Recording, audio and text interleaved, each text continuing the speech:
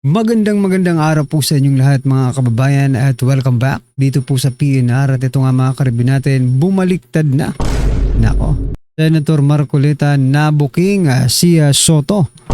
Ayan mga kababayan, patungkol po riyan ang ating aalamin at bibigyan ng reaksyon ngayong araw na ito. Pero bago pong lahat mga kababayan, sa mga hindi pa po nakapag-subscribe sa ating munting channel ay pasubscribe naman po. Ayan, at palike na rin po ng video ito mga ka-review natin at eto na nga, simulan na po natin to.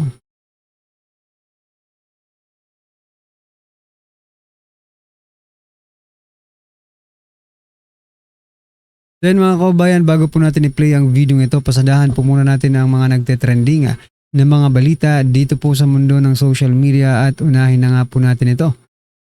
Senator Rodante Marcoleta, ayan mga kababayan, nako nabisto itong si Senator Soto at si Yusek Cabral. Ito mga kababayan, pakinggan po natin ito at bigyan natin ng reaksyon. Alam po ba ninyo na si Yusek Cabral ay nag-text kay Senator Soto? Opo, nakita ko po yung privilege speech po ni Nako, yari to. Senator Lacson na pinakita yung text message. Concentrate po tayo sa text niya kay Senator Soto. Yung po'y ginawa niya nung kami po ay ma-proclaim bilang senador. Tinanong po ba niyo siya kung bakit niya ginawa yun? Opo, tinanong ko po siya. In fact, nung una ko pong siyang tinanong, sinabi po niya wala siyang communication kay Senator Soto. Na hindi totoo. Well, clearly po, hindi po totoo dahil lumabas po yung text message at kinonfront ko po siya ulit at nagpaliwanag po siya na sinasabi po niya, siya po daw ay nagtatanong kung meron pong priority project ang opisina ng senador, which is clearly hindi consistent po dun sa unang sinabi niya sa akin. Sinabi nga po ng ating chairman sa kanyang privilege speech, Yusek Cabral was lying to her teeth. Totoo naman eh. Bakit po niya ginawa yun? Siguro po, meron po siyang tinatago, Mr. Chairman. Hindi lamang po yun. Nagpresenta siya, gusto niya sigurong masiyahan si Senator Soto sa pag-aakala niya noon, Senator Soto kasi is a contender for Senate President. Tinanong niyo ba siya kung si Senator Soto lang ang tinext niya? Sabi niya, sana makita ko yung priority niyo, 500 million for now. Ibig sabihin, may trans pa yun eh. Alam po ba niyo kung meron pa siyang tinext na ibang senador sa ganun ding pamamaraan? Wala na po siyang sinabi sa akin gano'n, Mr. Chairman. Naniwala naman kayo na wala na siyang sinabi? Siguro ho, mahirap pong maniwala kung una ko Dapat palang sana tanong. po bago niyo inallow siya na mag-resign, ay talagang pinagtatanong. Dito po kasi nakasentro yung sinasabi ko sa inyong talamak at bulok na sistema ng DPWH. Hindi po siya dapat makalampas doon eh. Sayang po. Pero sa mga susunod sanang pagkakataon, kailangan nakaharap siya rito dahil iisa-isahin ko sa kanya para po makita rin ninyo bilang kayo po ay bagong pinuno ng DPWH. Mamimislead po kayo sa napakaraming pagkakataon. Katulad lang po yung sinasabi ni Senator Amy kanina doon sa mga flagship projects, foreign assisted projects. Deliberately po niyang binabawasan yun eh. Nilalagay pa niyo sa convergence. Alam po ba niyo yung mga convergence projects ng DPWH? Opo, Mr. Chairman. Ano-ano po yun? Ito po yung mga proyektong katuwang ng DPWH ang iba't ibang ahensya Katulad po ng ano? ng tourism, ng DOTR, ng agriculture, Katuparan, DOTR, TRIP, DOT, Roll It, DTI, DTI. PNP, DND. Opo. Dito po nalalagay. Ano po ibig sabihin ng SSP? Hindi pa ho ako familiar sa SSP. Di rin kayo familiar sa CSSP, Hindi din po. STO. Hindi po. Yun nga po eh. Kailangan, hindi ko po alam ko naman fast learner kayo, pero kailangan magmadali tayo. Napakarami po nitong sistemang ito, dito po sila nagkakanlong. Hanggat hindi po ito yung binusisi natin at ang gusto po natin, ipahuli natin na lahat ng contractors, ipakulong po natin lahat ng 15 contractors, hindi po natin maayos ito. Hanggat Senator hindi Marcoleta, naayos yung kindly sistema. wrap up because you have 5 seconds left. Salamat po, Mr. Chair. Gusto ko po kayong tulungan. Alam po ba ninyo na si Yusek Cabral ay nag-text kay Senator Soto. So yan mga kababayan, bistado. Nag-text pala kay Senator Soto. Ano kaya ang itinext mga kababayan? No? Well, anyway. Pero sabi nga ni Senator Dante Marcoleta, si Soto lang ba talaga ang kanyang itinext ng ganong pamamaraan? Maramang hindi lang, di ba? Malamang siguro lahat. Maybe other senators na mukhang iniisip ni Cabral na pwedeng kurakot din. Diba? Anyway mga kabayan, ano po ang inyong opinion dyan? I-comment nyo na lang po at eto pa. Pasadahan po natin si President Bongbong Marcos Jr. Aba, kung nung mga nakaraang mga buwan ay naging inspektor, naging engineer, naging fisherman, itong si President Bongbong Marcos Jr. Nako, ngayon naman po mga kabayan ay isa po siyang waiter.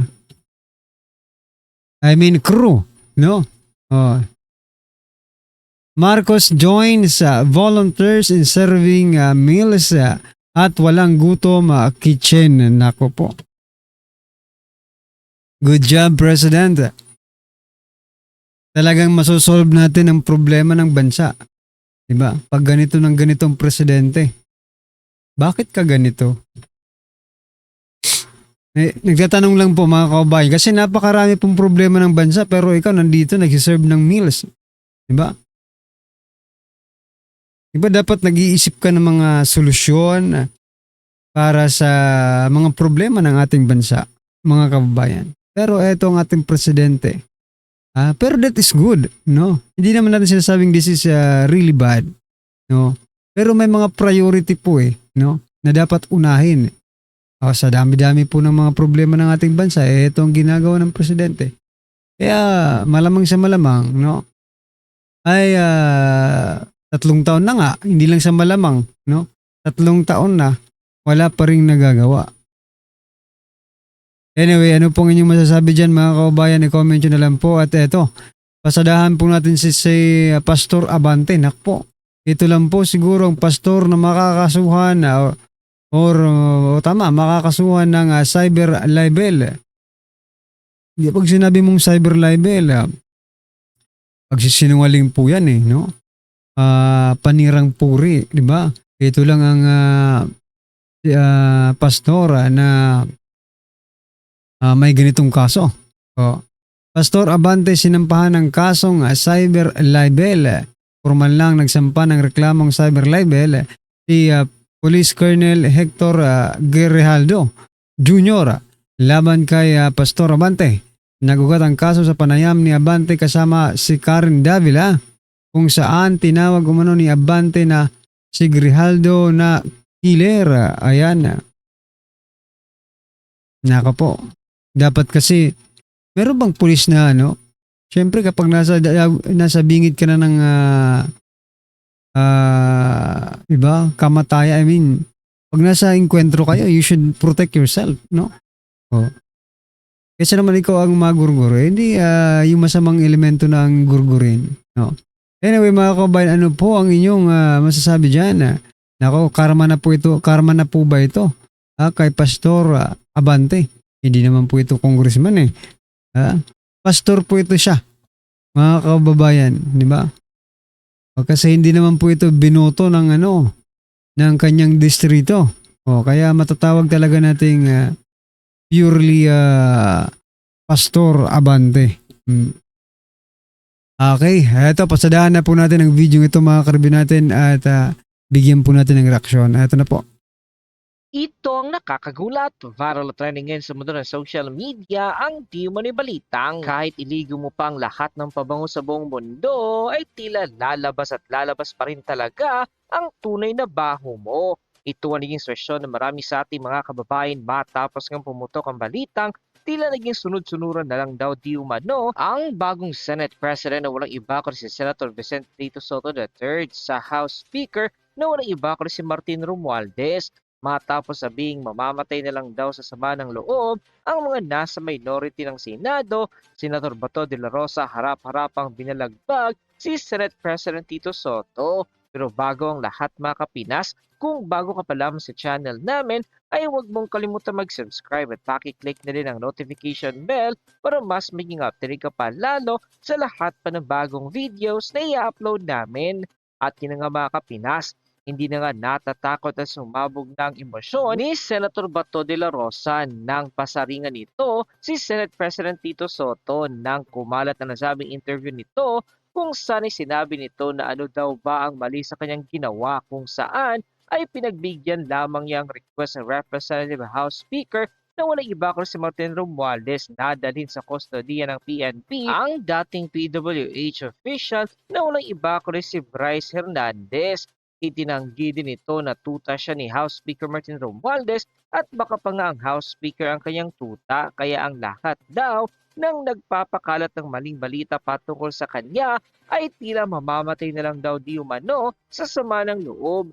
Dito na hindi napigilan ni Senator Bato de la Rosa nang sampalin ng katotohanan si Senate President Tito Soto at sabing hindi noontime show ang Senado kaya wag daw puro gimmick ang ginagawa ng liderato ng Senado. Ayon pa kay Senator Bato ay re-raise lang o nagre-raise lang siya di umano ng lehitimong issue na nangangailangan ng lehitimong aksyon. Hindi lang daw ito gawa-gawa dahil alam daw ng mga kapwa nitong senador na bilang respeto na lang din daw ng dating Senate Blue Ribbon Committee Chairman na si Rodante Marcoleta na unang nagpa-contempt kay Bryce Hernandez. Sana ipinaalam ni Tito Senator o Tito Sen ang hakbang ng bagong liderato ng Senado. Hindi yung papayag daw ito agad-agad sa kagustuhan ng Kongreso. Matapos nga lumabas ang balitang ito ay umani agad ang samot-sari komento at reaksyon mula sa marami sa ating mga kababayan at marami nga sa kanila ngayon ang hindi napigilan kanilang sarili na maglabas ng kanilang hineng at komento sa mundo ng social media. The netizens posted, "Naku Soto, hindi noontime show ang Senado, kung magsalita ka ay para kung hindi senador, wala kang respeto kaya di ka din respeto. Tamait bulaga kasi at impeachment ni Vice gawa siya, hindi alam buong Senate Camera. Merese, go go go Senator Bato de la Rosa."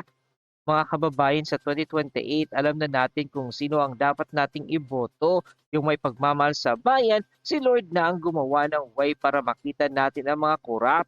Walang alam yan si Tito Soto, kahit ano pang tanggin niya na hindi siya tuta ni Martin Romualdez. Kami na mismo nakakita kung saan pumanig. Walang iba kay Tambat kay Zaldico at sa mahinang nilalang na pinsan ni Master. Wala nang mangyayari sa Senate Blue Ribbon Committee kahit pa si Lacson ang mamuno. Kahit na sa dami ng kanyang expose, simula naman noon ganun, ngayon puro lang siyang expose sa Senado. Wala naman niyang naipakulong kahit isa sa dami ng nakukuha niyang ebidensya sa pagsisiwalat niya ng mga korap. Kahit suriin mo pa General nung ngayon, nung hindi pa nagbubukas ang 28th Congress, masyado nagmamagaling si Soto. Nililekturan pa nakaupong senador lalo pa pasimula ng 28th Congress na nasa minority pa siya. Sobrang nagmamagaling. Ngayon siya na ang Senate President. Gumulo ang Senado dahil meron siyang sinusunod na amo kaya tagilin ang paninindigan. And Yun lang. Bigyan natin ng reaction ngayon, opinion, itong article sa ABS-CBN News tungkol sa nasaktan daw o umiyak. Nasaktan si Senate President Tito Soto Weak sa mga din. akusasyon Weak leader din, laban no? sa kanya, lalo na yung pagbanggit ng non-time show, Itbulaga, at saka yung pagbanggit pangalan ng pamangkin niyang si Mayor Vico Soto. Ito, title, Soto cries, miyak. Soto cries foul over references to non-time show and Vico. Senate President Vicente Soto III cries foul over references to non-time show and his nephew Pasig Mayor Vico Soto during a lull in the plenary session Monday, which tackled the minorities' differences with the leadership over the matter of the detention of detained District Engineer Bryce Hernandez. Medyo mainit na talakayan ito sa floor. Nako, mga kababayan, wag po kayong magpapadala dyan kay Soto. Sa kanyang paiyak-iyak, alam naman po nating artista po ito. Baka mamaya mga kababayan ay dinadaan lang sa paiyak-iyak para makuha yung loob, no, ng kanyang mga kasamahang senador. Posible yun mga kababayan. Ba? Nagsalita si Senator Bato, and then after that, nung nasuspend natin yung motion session, lal, yun, nag-usap-usap sila, yun na. Umiyak daw. Ito, nakalagay lang sa report. Umiyak daw si Senator Soto. Senators huddled in the middle of the session hall during a lull in the plenary session on Monday where there was a debate on Soto's approval of Speaker Martin Romualdez's phone call asking that Hernandez not be returned to the Senate. Dito nagsimula.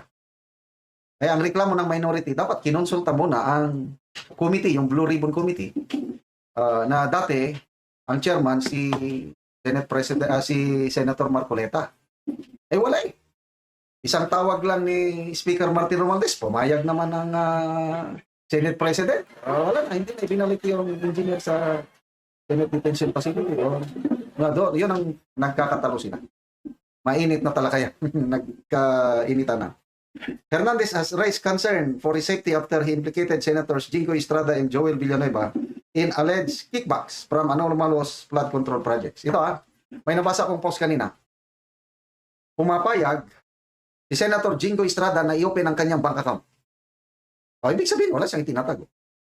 Tapos, ito namang Engineer Hernandez, yung kanyang pasabog sa House hearing, nung tinanong siya kung anong ebidensya niya tungkol sa participation ni Senator Jinggoy.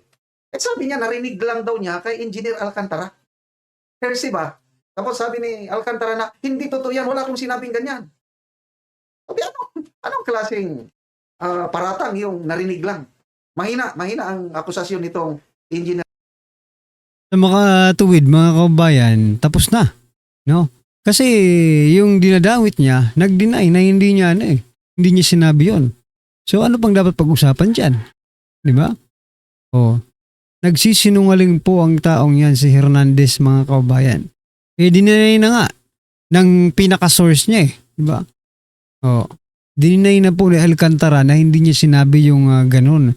So meaning, si Hernandez lang ang gumagawa o gawa-gawa ng kwento. Dito kay Jinggoy at dito kay Villanueva. So, ang tanong, anong motibo niya? At sino ang nasa likod niya? Diba? Para gawin niya ito. Kasi hindi naman lalakas ang loob niyan, magsinungaling dyan. Mga kababayan sa Senado. Diba? Senate na po yan. Anytime pwede kang hindi na makalabas dyan Diba? Kapag nagsisinungaling ka. Ibig sabihin, mayroon pong malaking tao pala na nasa likod niyan. Sino kaya, mga kababayan? Anyway, mga karabin natin, ano po ang inyong opinion reaksyon patungkol po sa video nito? Pa-comment na lang po sa baba. Maraming salamat po. Please don't forget to like the video. Maraming salamat po.